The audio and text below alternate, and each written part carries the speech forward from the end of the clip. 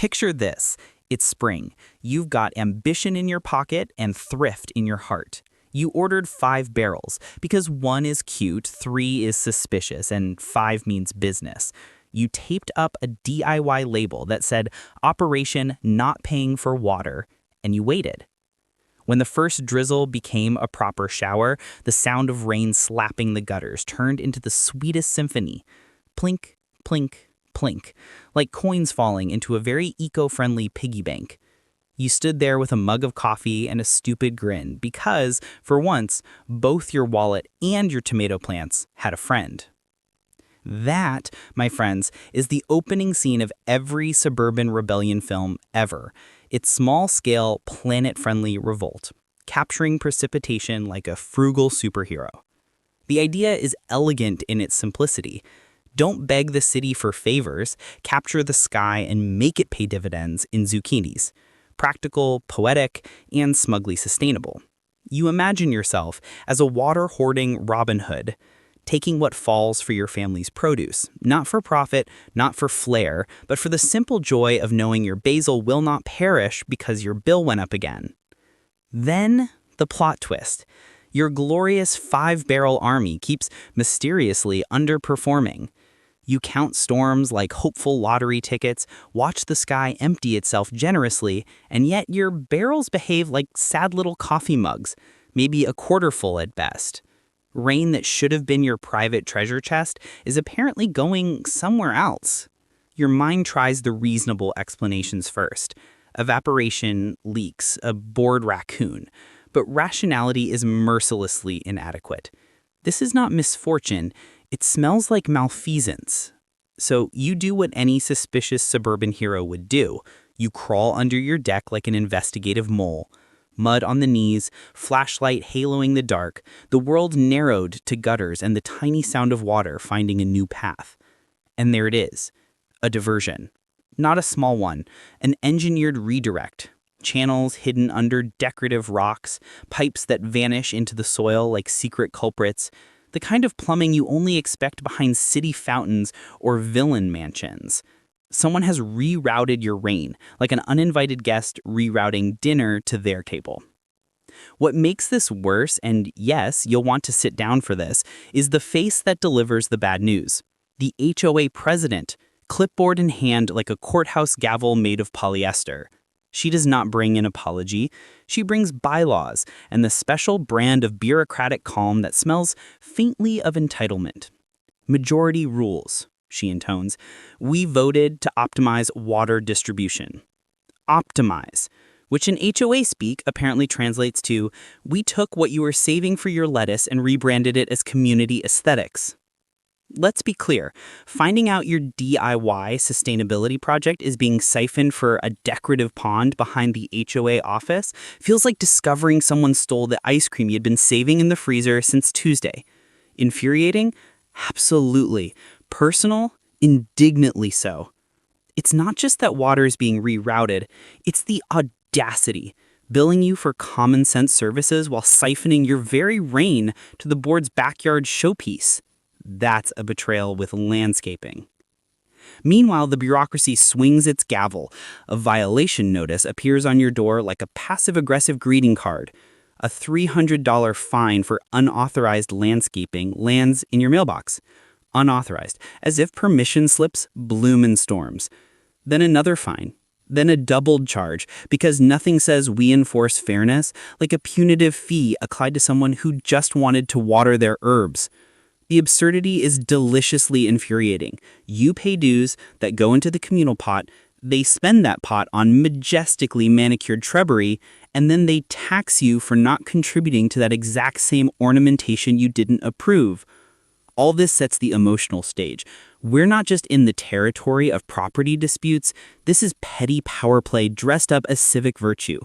The hero, armed with rain barrels and stubbornness, is now personally offended, morally outraged, and newly determined. This is the point where a quiet homeowner stops being quiet. This is where alliances begin. You don't go to war with an HOA alone. You gather allies because the next act requires brains, not brute force.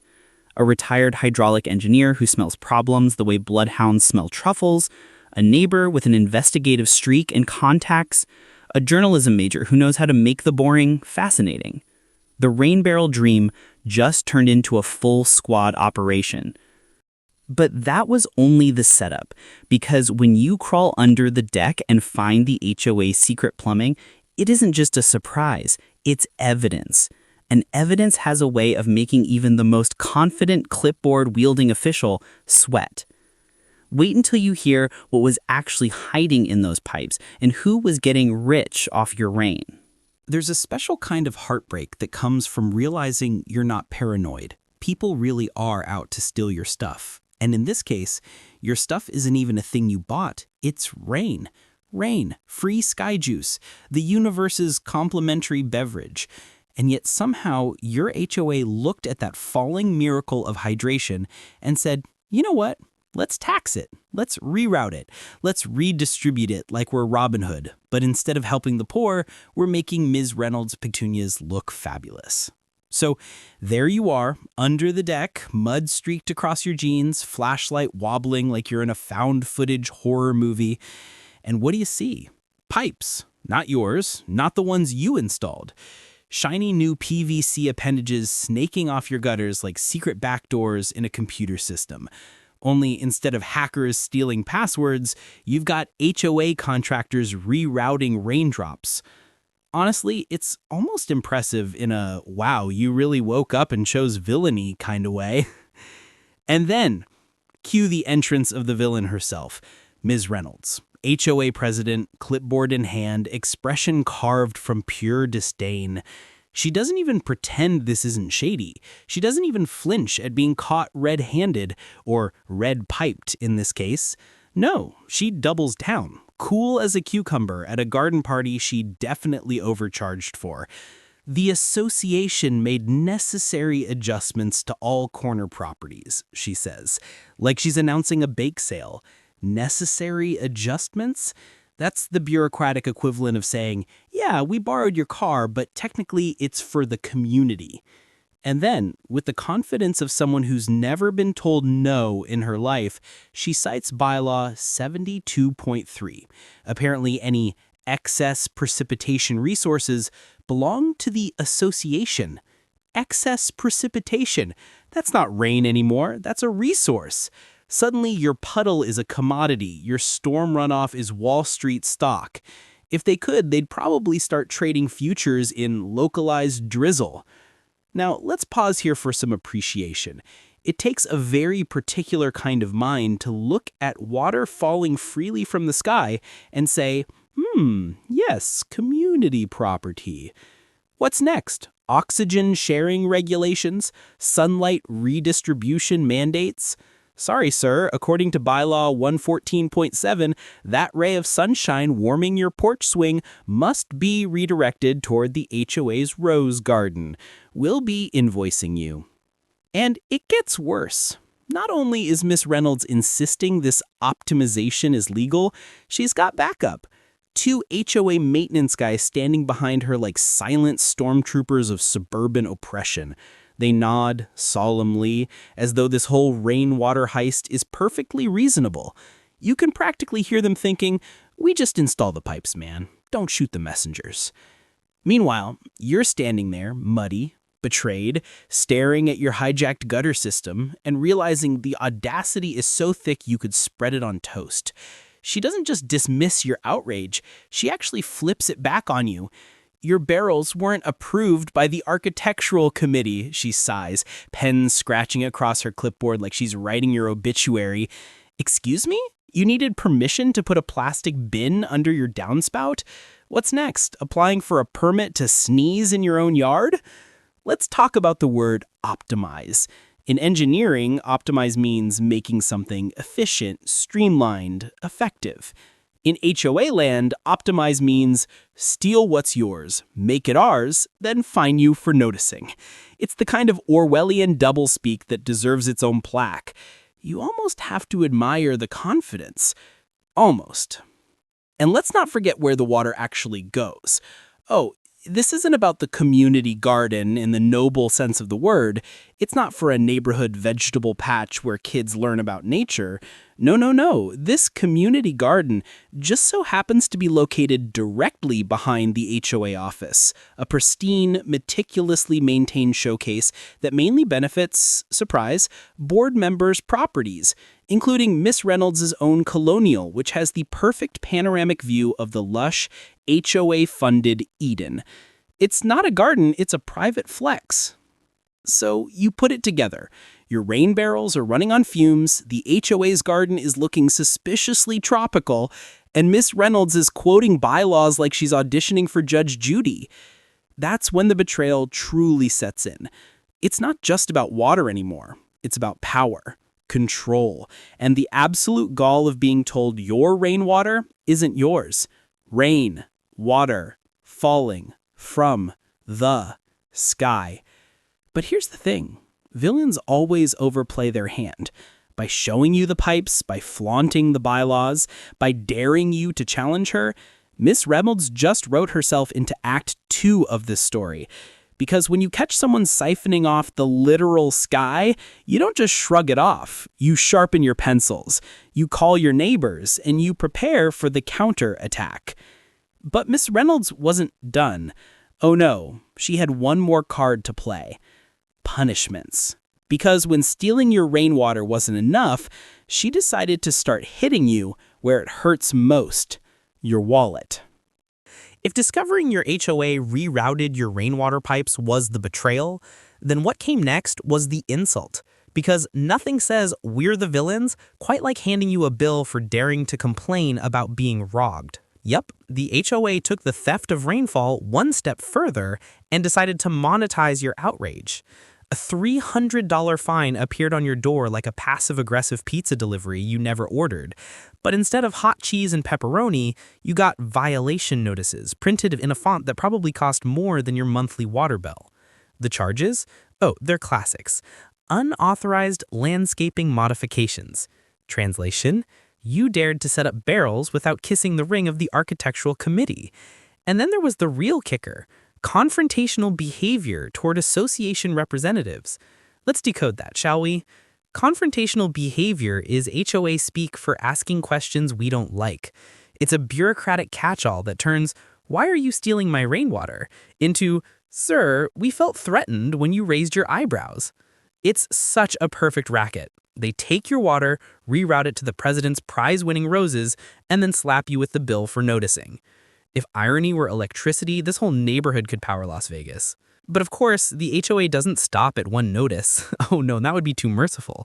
Like any villain worth their salt, they escalate. Next comes another fine, this time doubled. Because apparently the HOA uses Vegas casino math, lose once, double down.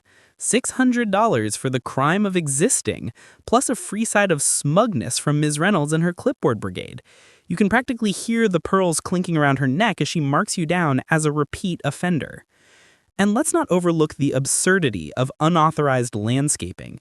What was the big offense, really? A plastic barrel tucked discreetly under a gutter. Not a swimming pool, not a water park, a barrel. Meanwhile, this same HOA installed a covert underground pipeline system without telling a soul, siphoning off rainfall like they were running Prohibition-era moonshine? That's not unauthorized landscaping? Apparently, if they do it, it's called community improvement. If you do it, it's called detracting from neighborhood aesthetics. You can't make this stuff up. This is where the psychological warfare begins. The fines aren't just about money. They're about control. They're a message written in legalese. Sit down, shut up, and let us water our tulips with your storm runoff. And if you've ever dealt with an HOA, you know this tactic well.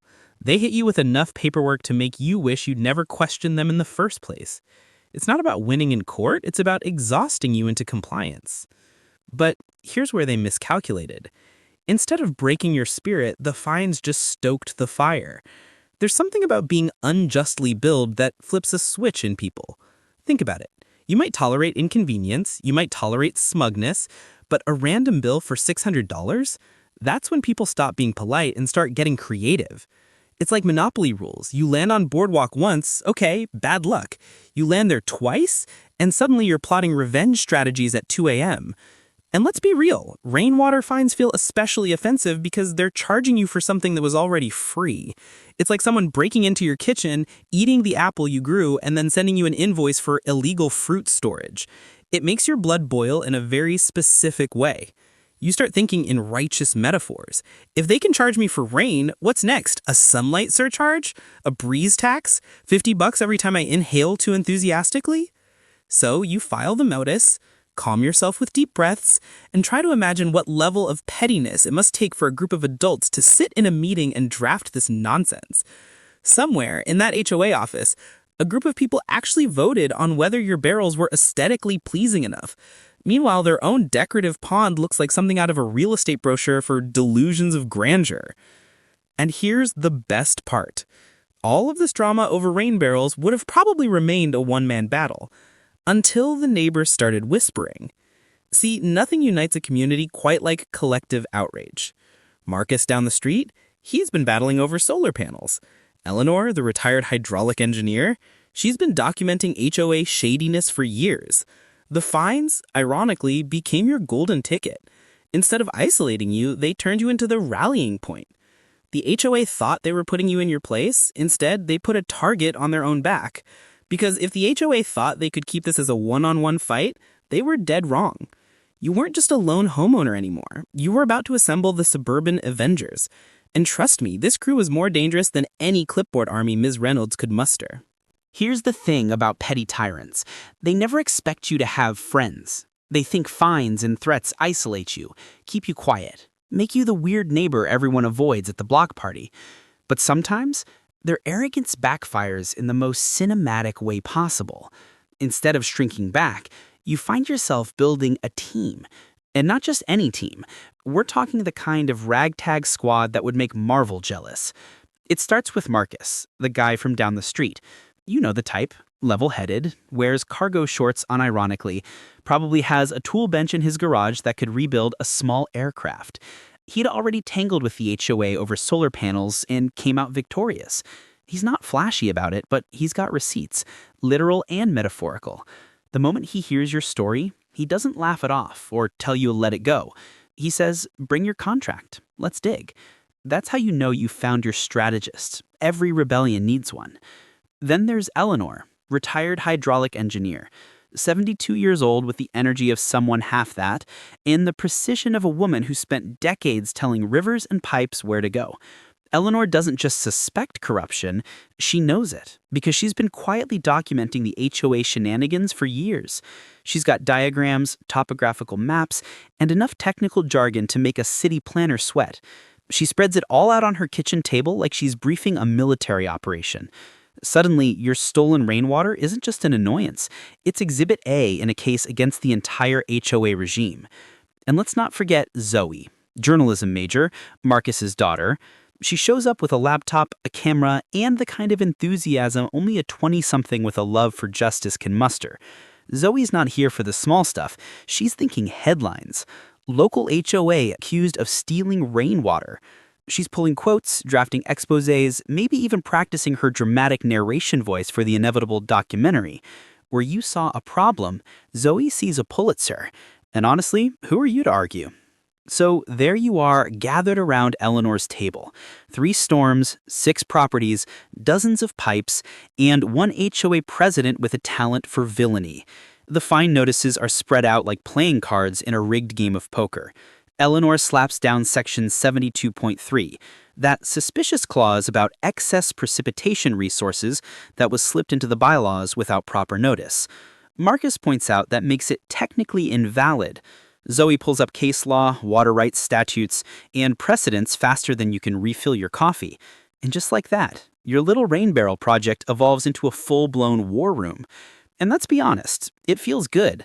Really good. Because up until now, it was just you versus the clipboard. But suddenly, you've got allies. You've got brains, strategy, and evidence. You're not the lone crank with a rain obsession. You're part of a resistance. It's no longer just about your barrels. It's about fairness, legality, and the absurdity of an HOA empire stealing from its own members. The beauty of this squad is how different their strengths are. Marcus is practical. He's already fought the HOA and knows their weak spots. Eleanor is technical. She understands water flow better than the pipes themselves.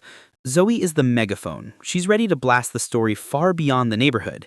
And you're the everyman, the one who started it all with a simple idea and a stubborn streak. You're the heart of this rebellion. It's like every great heist movie. There's the planner, the tech genius, the media handler, and the guy who stumbled into the mess but refuses to quit. All that's missing is a montage set to funky music. And in a way, that's exactly what happens.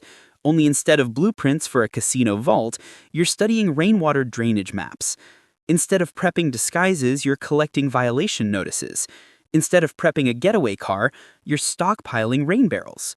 The stakes may look silly from the outside, but to everyone sitting at Eleanor's table, this is bigger than any blockbuster. And make no mistake, this isn't just about stopping the HOA from stealing a few gallons of rain. Eleanor drops the bombshell. The diversion system isn't limited to your gutters. 6 properties are being siphoned, all funneling into the so-called community garden and decorative pond. And guess who benefits most? That's right, the board members. Their houses just happen to have the best views and the most lush landscaping. Coincidence? About as coincidental as a cat showing up at a tuna factory. That's when the outrage solidifies into resolve. It's no longer, maybe we can fight this. It's, we will fight this. You're not just defending your barrels, you're defending the entire neighborhood from a cabal of pond-loving overlords. It's the moment in every story where the underdogs realize they have power when they stand together. But information is only half the battle, and Eleanor, bless her engineer's heart, is about to reveal the ace up her sleeve. The secret map that doesn't just explain where the water goes, it explains how to turn the HOA's entire system against them. And that's when this battle stops being defense and becomes delicious, storm-fueled offense. Every rebellion has that moment. The one where frustration transforms into strategy. And in this suburban saga, that moment arrived courtesy of Eleanor, the retired hydraulic engineer with more fire in her eyes than half the HOA board combined. Up until now, you had anger, allies, and plenty of fines, but what you didn't have was a blueprint. Eleanor, however, had been waiting for this day like Batman waits for crime. She spread out her diagrams on the kitchen table with the kind of ceremony normally reserved for royal decrees. Colored lines, arrows, topographical overlays. It looked less like neighborhood landscaping and more like military schematics for storming a fortress. And in a way, that's exactly what it was. She pointed with the precision of someone who has spent decades explaining water's stubborn nature. This isn't just your barrels. They've created an entire underground system siphoning rain from 6 properties. 6. 6 households drained like juice boxes to feed 1 ornamental pond and a community garden that conveniently sat in the backyard view of the HOA board members. Let that sink in. While you stood, ankle-deep in fines, Miss Reynolds and her cronies were sipping iced tea on porches overlooking a lush garden watered by your sky tax. The word community had never sounded more ironic. And here's the kicker. Without the elaborate system of diversion pipes, without the illegal reroutes and carefully disguised channels, where would all that water naturally flow? Eleanor tapped her finger dramatically on the map, right at the bottom of a gentle slope. Here. Everyone leaned closer. The HOA office! You could have heard a pin drop. Then Marcus grinned, the kind of grin you only see on people who suddenly realize life is about to get fun. The office wasn't just metaphorically corrupt, it was literally sitting in a natural water bowl. Eleanor leaned back, eyes twinkling with the mischief of a grandmother about to reveal she's been secretly punk rock this whole time. Water always finds the lowest point, she said, unless you force it somewhere else. Let's pause to appreciate that line.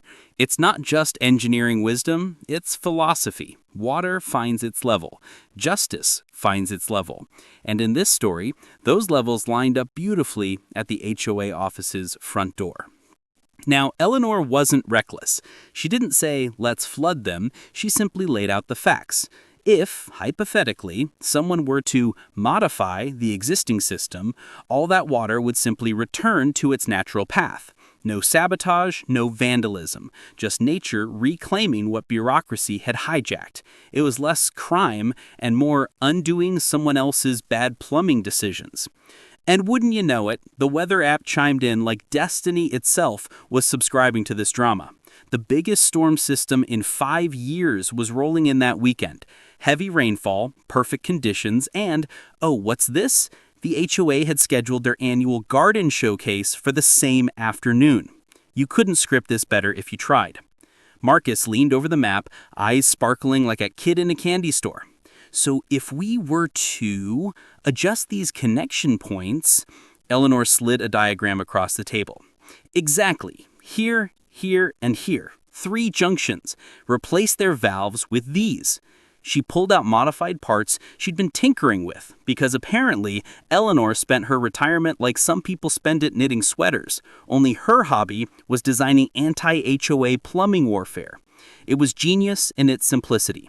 The modified valves looked identical to the originals, but as water pressure built during the storm, they would fail gracefully, reverting the flow back to its natural path. No explosions, no obvious sabotage, just nature doing what rain has always done, heading downhill. And downhill happened to mean directly into the smugly painted double doors of the HOA office. You could feel the energy in the room shift. This wasn't just fighting back with paperwork. It was tactical, strategic, almost poetic. For the first time since discovering the pipes, you felt like the board wasn't untouchable. You weren't just on defense anymore. You were playing offense, and with Mother Nature as your ally. Eleanor smiled faintly as she explained it all in terms so simple, even a stormtrooper maintenance guy could understand. Think of it like gravity's revenge, she said. And that's exactly what it was. Gravity, justice, and one seriously underestimated homeowner joining forces. But maps and plans are only as powerful as the storm that activates them. And wouldn't you know it, Mother Nature was about to deliver the perfect stage for this rebellion. Next up, the storm of the century, where thunder rolled, rain poured, and the HOA's garden party turned into a disaster movie premiere. There's dramatic timing, and then there's this. You've spent weeks battling fines, sneaky pipes, and Miss Reynolds' death stare clipboard routine. And suddenly, the weather forecast reads like a divine intervention. Biggest storm system in 5 years, the meteorologist declares, probably with way too much enthusiasm for someone announcing flash flood warnings. 4 inches of rain predicted in a single weekend. Enough water to overwhelm drains, flood basements, and, if you're particularly unlucky, turn your front lawn into a kiddie pool. For most people, this was bad news. For you and your crew, this was the opportunity of a lifetime. Let's put this into perspective. A normal suburban shower, that's an inconvenience. You run from the car to the house, forget to roll up your windows, maybe grumble about frizz. But a storm of this magnitude, that's cinematic. That's a soundtrack of thunder so loud it rattles picture frames. Lightning so bright it briefly makes your neighbor's questionable lawn gnome collection look like modern art. This wasn't just rain. This was Mother Nature throwing a bucket of ice water directly in the HOA's smug face.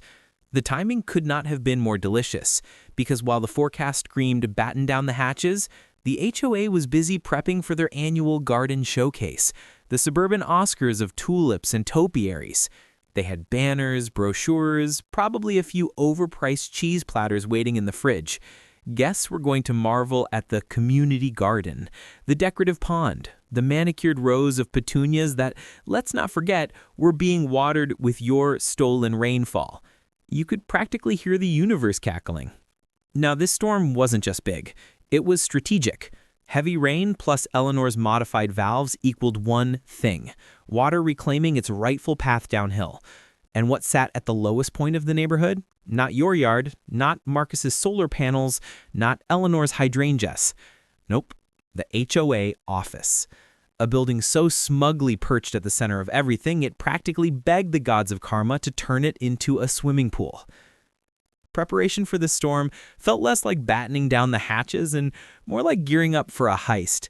You gathered supplies in your garage under the growl of thunder, waterproof gear, modified pipe sections, and a checklist that read like the world's weirdest grocery list: headlamp, rubber boots, Allen wrench, and plausible deniability. Marcus double-checked the timing. You'd have a 6-hour window during the storm when the rain would be heavy enough to cover your modifications. Eleanor laminated her diagrams like a proud general. Zoe tested her camera equipment, making sure every potential flood could be documented in glorious HD. And let's not forget the added suspense. Miss Reynolds, the HOA president herself, had started doing neighborhood drive-bys in her SUV like a suburban patrol officer. She knew something was up. She could feel it in her pearl necklace. She was circling like a shark, hoping to catch someone red-handed. But storms have a way of leveling the playing field. Once the rain came down hard enough, visibility would drop, streets would empty, and the only things moving would be lightning, thunder, and you. When the first drops finally hit, it wasn't gentle. It was a warning shot. Tap, tap, tap on the windows, then suddenly a roar. A curtain of water pounding down like the sky had burst a pipe of its own. Within minutes, gutters overflowed, streets began to shimmer, and every sensible homeowner bolted their doors. Meanwhile, you pulled on your rain gear, adjusted your headlamp, and felt the adrenaline kick in. This was it. The moment where frustration turned into action, where fines turned into fuel. Let's not pretend this wasn't terrifying. Crawling around in a storm, swapping valves in the mud, hiding from headlights, it's not exactly the kind of suburban weekend you read about in Better Homes and Gardens. But it was also thrilling. Every clap of thunder masked your movements. Every lightning strike gave you a flashbulb look at Eleanor's map in your head. Each raindrop was like a tiny cheerleader egging you on. This wasn't vandalism. This was justice, carried on the back of a storm. And the best part? This wasn't you fighting alone anymore. Marcus was there, steady hands working through mud and rain. Eleanor's voice echoed in your memory, reminding you of gravity's inevitable pull. Zoe was poised to capture the aftermath, ready to flip the narrative from angry homeowner to whistleblower hero. For once, the odds didn't feel stacked against you. They felt drenched in your favor. As the storm raged on, you could almost picture it. Rainwater surging through the pipes, meeting the modified valves, and when the pressure peaked, breaking free, flowing back to where it always wanted to go. Straight downhill. Straight to the HOA office. The same building where your fines had been drafted, where Miss Reynolds probably held court like a queen in her castle. Soon that castle would be taking on water. But storms aren't won from the safety of your living room. They're fought in the mud, in the rain, in the muddy crawl spaces of rebellion. And that's exactly where you found yourself next.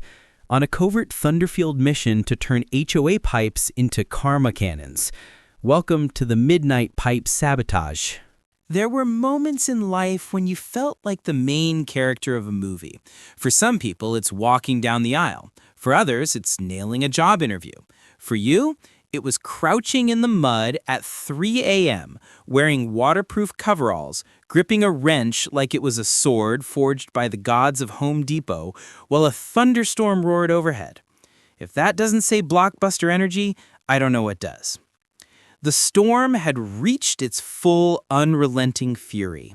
Sheets of rain pounded rooftops, gutters overflowed like soda fountains gone berserk, and the streets shimmered under flashes of lightning. Every sensible person in Pine Rest Village was asleep, cozy under blankets, pretending Mother Nature wasn't currently trying to turn the neighborhood into Venice. Meanwhile, you were out there, living your best action thriller fantasy, crawling through bushes with mud up to your shins. The mission was simple in theory, but in practice, this was delicate, dangerous work. Eleanor's modified valves weren't just pieces of pipe. They were precision-engineered devices designed to fail just enough at just the right moment. They had to be swapped in stealthily under cover of darkness and rain without alerting the HOA watchdog herself, Miss Reynolds. If this were a video game, the mission difficulty would have been labeled insane. You reached the first junction box hidden behind your azalea bushes, rain pelting your hood like a drumline. The pipe connections gleamed under your headlamp, slick and stubborn. Your hands shook, not just from cold, but from adrenaline. Every twist of the wrench felt monumental, every creak of PVC echoing louder than thunder in your paranoid imagination. You half expected Miss Reynolds to leap out of the storm like a suburban Batman, wielding a clipboard instead of a batarang. And speaking of Miss Reynolds, she was out there, you didn't imagine it. Her SUV prowled the streets, windshield wipers flailing like frantic metronomes. Headlights cut through the rain, sweeping across lawns as if she were hunting for signs of rebellion. And in a way, she was. She knew something was coming, she just didn't know what or when or how. Every time those headlights flickered near, you killed your lamp, pressed yourself flat into the mud, and prayed thunder would cover the sound of your pounding heart. Marcus worked alongside you, steady and efficient, checking each connection with the calm focus of a man who's played enough poker to know nerves get you nowhere. "Remember," he whispered, voice almost lost to the storm, "we're not breaking anything, we're restoring natural flow." That reminder was more than practical. It was moral cover. You weren't the vandal here, you were justice's plumber. Valve after valve, the modifications went in.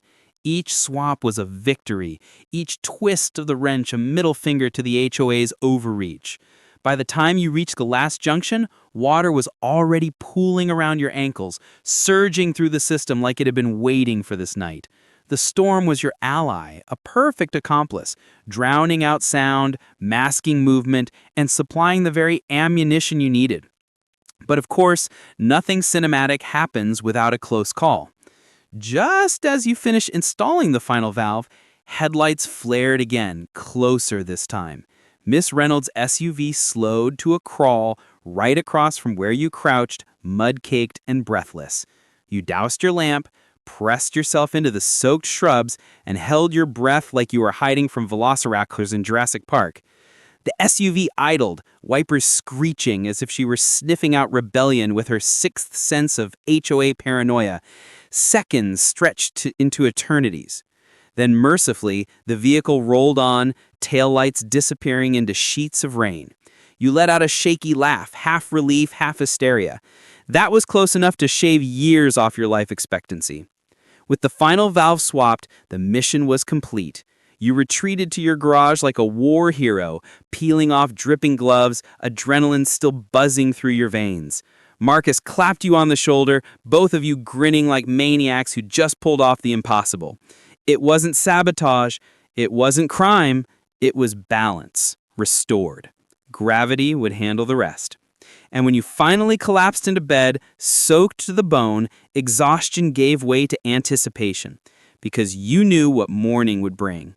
You knew that somewhere downhill, the HOA office was about to learn a very wet lesson in cause and effect. Justice was coming, carried on a flood. And oh, did it come. By dawn, the storm delivered its verdict. The barrels were full, the streets were rivers, and the HOA office, well, let's just say their community garden showcase turned into an unplanned water feature. You've seen leaks before, but never a flood quite like this. Morning breaks after the storm, and it's not the calm, poetic sunrise you see in commercials. No, this one's a hangover sky. Gray, swollen clouds hang heavy, the streets shimmer with puddles big enough to host amateur synchronized swimming, and the air smells like wet earth and quiet chaos. You sip your coffee, peer out the window, and wait. Because today isn't just another day in HOA land. Today is Judgment Day. At first, it's subtle. Water streams down the gutters, pooling into a widening river at the end of the street. A neighbor steps outside in slippers, squints, and mutters something about clogged drains. Another comes out with their phone, already recording, because if there's one thing suburbanites love, it's catching drama on camera. Then it happens. The moment you've been waiting for. The HOA office, the smug little building where bylaws were born and fines were stamped with bureaucratic glee, is sitting ankle-deep in water. Its pristine walkway, the one they fined you for not edging your grass near, is gone, swallowed by a swirling brown current. You raise your binoculars because, of course you've got them, this is your Super Bowl, and what you see is priceless. Miss Reynolds, in her designer boots, stepping out of her SUV and instantly sinking into the flood with a shriek that echoes across the block. Chef's kiss. Her carefully coiffed hair? Flattened. The clipboard? Now a flotation device. She wades toward the office door like a reluctant contestant on Survivor HOA edition. And then the piece de resistance. When she finally forces the door open, a mini wave escapes like the building itself is spitting her out. The inside? Flooded. Files, binders, violation notices, all soaked, smeared, ruined. The great fortress of fines reduced to papier-mâché soup. And here's the best part. Everyone sees it. Not just you, not just Marcus and Eleanor. The whole neighborhood trickles out, drawn by curiosity, schadenfreude, and the irresistible smell of poetic justice. Phones are raised, photos snapped, videos already uploaded with captions like HOA office now offers indoor pool membership. By noon, the group chat is buzzing harder than a beehive. Even the quiet neighbors, the ones who normally avoid HOA drama like it's contagious, are out on lawns, pointing, laughing, whispering. For once, everyone is united. Within 30 minutes, the entire HOA board arrives, their luxury vehicles forced to park a block away because the office parking lot is now an aquatic hazard zone. They pick their way through ankle-deep water, expressions ranging from disbelief to fury. You don't need to hear their words to know what they're saying. You can practically lip-read it. This is sabotage. Who did this? Why us? The irony is delicious. For years, they rerouted water uphill, against nature, stealing from 6 properties to fuel their vanity garden. And now, nature's come knocking, with interest. The water isn't just a nuisance, it's symbolic. It's gravity itself staging a protest. The storm didn't destroy the office, the HOA's arrogance did. You sit back, sip your coffee, and allow yourself the luxury of a smirk. Because you didn't cause the flood. You didn't break pipes, smash valves, or pour buckets through windows. You simply let the system return to what it should have been all along. Gravity played judge, jury, and executioner. You were just the stagehand, pulling the curtain back. Meanwhile, Miss Reynolds is losing her composure in real time. She's shouting into her phone, waving soggy paperwork like a flag of defeat. Her pearls are now crooked and dripping. She calls the other board members to the door, gesturing dramatically as if her outrage could stop the water from seeping deeper. It's high drama, Shakespeare in suburbia, except instead of a crown being stolen, it's her office drowning. The gossip spreads faster than the flood. By the time Lynch rolls around, the HOA has called an emergency meeting at the community center because, obviously, their own office is out of commission. Word travels neighbor to neighbor. Did you hear? The office is flooded. Serves them right. About time someone stood up to them. Suddenly, you're not the lone rebel. You're the folk hero, the guy who finally pushed back. Or, rather, let gravity push back for you. And the cherry on top, the local news crew, coincidentally, rolls in. Cameras pan across the waterlogged office, catching Miss Reynolds mid-rant, her voice high-pitched and desperate. Channel 5's lower third caption reads something like, "Community garden or corruption? HOA office flooded amid water rights dispute." That's not just a bad day for the board. That's reputation annihilation in high definition. But floods don't just wash away offices, they wash away fear. And when neighbors smell weakness, they don't just watch, they rally. Which is exactly what happened next. A packed community showdown where secrets spilled faster than stormwater and the HOA finally faced its soggy reckoning. The thing about floods? They don't just drown offices, they loosen tongues. By the time the emergency meeting was called, the neighborhood was buzzing louder than a wasp nest someone poked with a broom. People who hadn't attended an HOA meeting in years suddenly showed up in droves, clutching umbrellas, folding chairs, and decades of pent-up resentment. For once, the community center wasn't half empty with bored retirees and the one guy who always complains about trash bins. No, tonight it was standing room only. packed wall to wall with homeowners ready for blood. The board thought they could control the narrative. Ms. Reynolds took her place at the front, pearls glistening despite the damp frizz in her hair, attempting to look composed. She tapped the microphone like a queen addressing peasants. This emergency session addresses the catastrophic flooding of association property, she began, voice tight as a guitar string. Preliminary investigation suggests deliberate tampering. And then her eyes locked on you. Her tone sharpened. Some individuals recently cited for violations may have engaged in sabotage. You could feel the room shift. Whispers rippled through the crowd. Neighbors leaned in, curious, skeptical, amused. You stayed stone-faced, your violation notices tucked neatly in a folder at your side. You knew what was coming next, because tonight, you weren't fighting alone.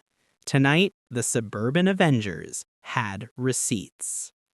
Enter Eleanor. She rose from her chair like an unassuming grandmother until she opened her binder. Then she transformed into a prosecuting attorney with the confidence of someone who has spent her career bending rivers to her will. Actually, Ms. Reynolds, she projected, her voice cutting through the noise, I have evidence that might interest everyone here. The crowd hushed. Even the kids in the back who only came for free cookies stopped fidgeting. Eleanor laid out property maps across the front table like she was slapping down royal flushes in a poker game. These, she announced, are the original drainage plans for Pine Rest Village, approved by the county 15 years ago. She paused, then layered a transparent sheet on top. And these are the unpermitted modifications installed by the current board. Gasps, audible, delicious gasps.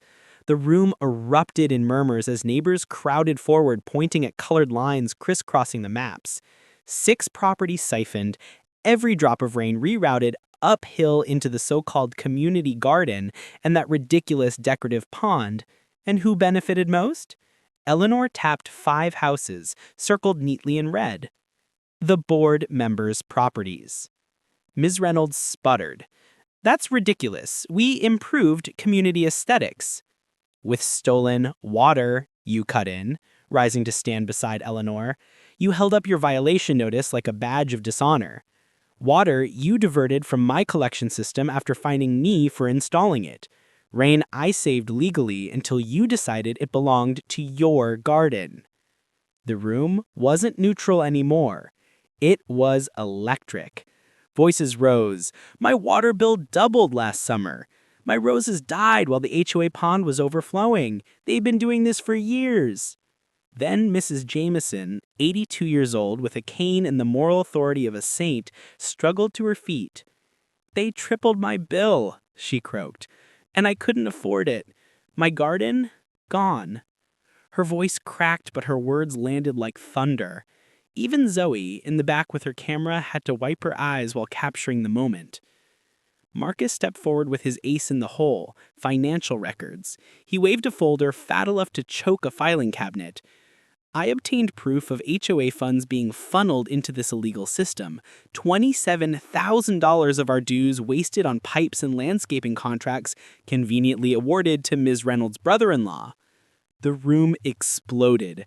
Shouts, gasps, a man in the back yelled shame like it was a medieval trial. Ms. Reynolds tried to regain control, her voice shrill above the uproar. This is vandalism. You sabotaged our system. That's criminal. But before she could finish, the HOA lawyer leaned in and whispered something in her ear. Whatever it was, drained the color from her face faster than the flood drained her office. Eleanor pounced. The county water authority has already launched an investigation. Your so-called improvements are unpermitted, and any modifications made during the storm are simply the removal of illegal structures, which means no charges can be filed. Silence. Then thunderous applause. The room erupted not in chaos, but in celebration. For the first time in years, the board wasn't untouchable. For the first time, the homeowners realized they had power. the Channel 5 reporter scribbled furiously in the back, probably already drafting headlines like "Rain Rebellion Drowns HOA Corruption." And you sat back, letting the wave of cheers wash over you, a smile tugging at your lips. You hadn't just defended your barrels, you'd sparked a revolution. But revolutions don't end in a single meeting. They end when the tyrants finally topple, when accountability comes knocking, and when the community seizes the reins. Which brings us to the grand finale, the downfall of the HOA empire. The thing about empires, they always look unshakable, right up until they collapse. And in Pine Rest Village, collapse didn't come with a bang. It came with soddy paperwork, angry homeowners, and the arrival of the one person scarier than Ms. Reynolds with a clipboard, the district attorney. The community showdown had already cracked the facade. The board was flustered, the neighbors were united, and the evidence was damning. But just when Ms. Reynolds thought she could still spin the narrative, that's when the real hammer dropped. A woman in a sharp pantsuit strode into the meeting, heels clicking like a metronome of doom. She introduced herself with all the drama of a plot twist. Diana Fuller, Assistant District Attorney. You could feel the oxygen leave the room. Even Zoe stopped recording for a second, just to savor the tension. The DA carried a thick folder, the kind that makes villains sweat before she even opens it. She didn't waste time. My office has reviewed documentation of illegal water appropriation, misuse of HOA funds, and falsification of records by the current board. Boom. Every word landed like a gavel strike. Ms. Reynolds stammered, pearls rattling as she clutched the microphone. This is a private HOA matter, which makes it public fraud, the DA cut in, cool as ice, and therefore my business. Game over.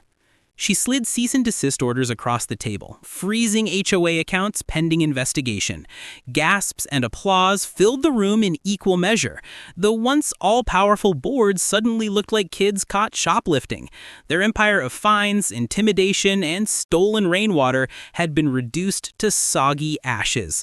And it didn't stop there. The DA clarified that any so-called tampering with the illegal diversion system couldn't be prosecuted. Why? Because you can't vandalize something that never should have existed in the first place. Translation, your midnight plumbing escapade was officially blessed by the law. Justice not only found its level, it signed the paperwork in triplicate. The room erupted in cheers. Neighbors clapped, shouted, even whistled. Some started chanting, "Vote them out." Others demanded resignations on the spot. The board members shrank under the spotlight, visibly wilting as decades of petty tyranny unraveled in minutes. And for the first time in HOA history, you saw something you never thought possible. Ms. Reynolds speechless. Of course, she tried to recover. "Without our leadership, property values will collapse," she cried, clinging to the last refuge of HOA scaremongering. But then Mr. Kapoor, the retired judge from down the street, stepped forward. His voice carried the weight of decades on the bench. "Perhaps it's time for new leadership. I propose an interim committee until elections can be held." Hands shot up across the room, volunteers ready to serve. Ordinary neighbors, tired of the nonsense, finally taking the reins. It was democracy in its purest suburban form. And just like that, the board was finished. Escorted out by security, Ms. Reynolds clutched the podium like a life raft, refusing to let go until she was pried away. Someone started a slow clap that built into thunderous applause. The HOA dictatorship had drowned in its own arrogance. Fast forward a few weeks, and the change was undeniable. The office reopened not as a fortress of fines, but as a community resource center. Financial records were displayed publicly, transparency boards hung on the walls, Eleanor bustled in with plants for the lobby, Marcus uploaded water usage reports showing a 30% drop since neighbors started sharing rain collection legally, and Zoe? She turned the whole saga into a viral expose, earning more views than the HOA's garden showcase ever dreamed of. And then came the final poetic twist. Ms. Reynolds herself reappeared, subdued, no pearls, no clipboard. She handed you a check, refunds of every fine she'd slapped on you, plus interest. Her voice cracked as she admitted she'd taken a deal, community service instead of charges, provided she cooperated with the investigation. And what was her assigned duty? Helping install the neighborhood's new rainwater collection systems. Oh, the irony.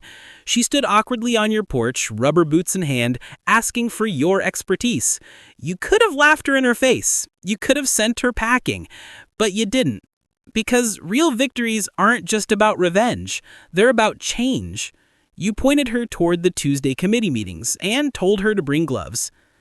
By the time the sun set that evening, rain barrels stood tall in driveways across the block. The community garden, once the symbol of corruption, now flourished with contributions from everyone. Kids splashed in a new community splash pad, built where the gaudy pond had once stood. And Eleanor summed it up best as you stood watching the neighborhood come alive again. Water always finds its level, just like justice. And that, my friends, is how a few rain barrels turned into a full-on rebellion, a flooded office, and the fall of an HOA empire. But don't close the umbrella yet, because the lessons from this saga are worth soaking in.